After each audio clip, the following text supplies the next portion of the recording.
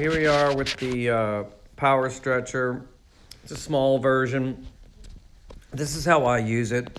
I go around the perimeter of the room. Usually I split the room into two rooms by stretching the middle to one side, then crossing the room and splitting it and stretching the other side.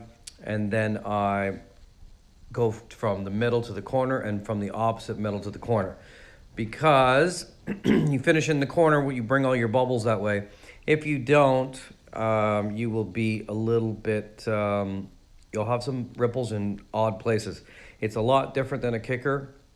It takes a little bit of know-how, but once you get the hang of it, it's pretty awesome.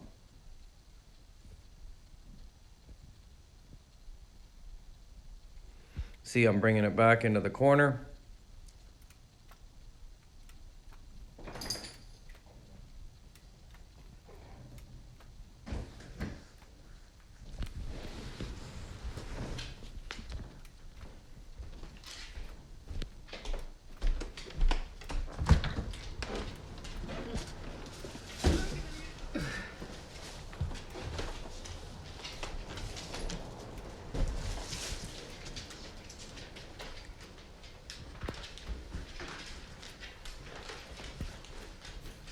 So there's the finished room. You can see there's no ripples in the whole thing.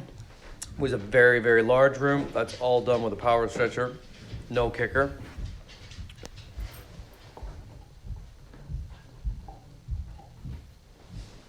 Thanks for watching. If you like this video, please subscribe, leave me a comment, let me know what else you'd like to see.